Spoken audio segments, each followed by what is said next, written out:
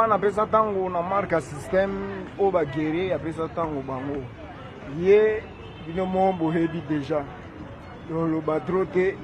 c'est un polyvalent abeta kanyoso sala kanyoso na musique na théâtre na nini donc artiste complet nga moko pe artiste complet naza donc na marque système tozali toki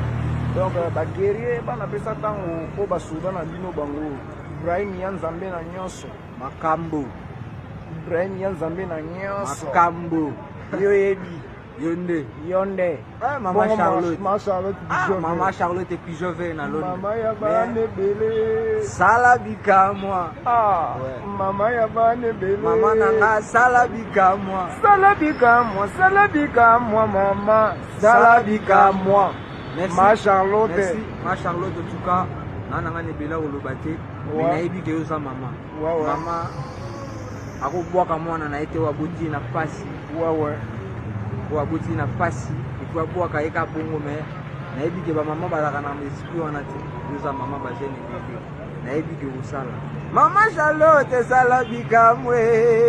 salabika moi mais nayebi ke ve déjà a opesa briefing déjà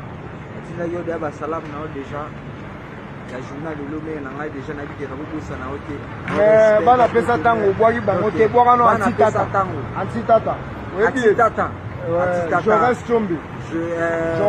Jaurès Tchombe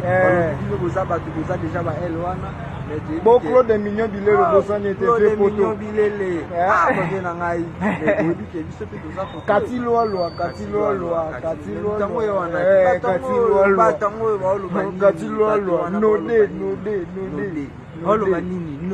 node Salon José de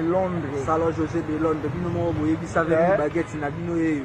Salon José de Londres savemi baguette yeyo les grands solistes les grands gourmets polyvalents donc pas que ça bien yango te toujours sala bikamwa natikalinga moko na gatsama ye boluka bambisa maye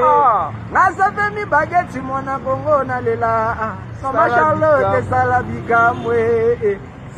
bikamwa ayuka otala ndenge atelemi keche zongenga Ibrahim Elide balobi batikala etali bango biso toke liboso c'est quoi ça bon bana pesa tango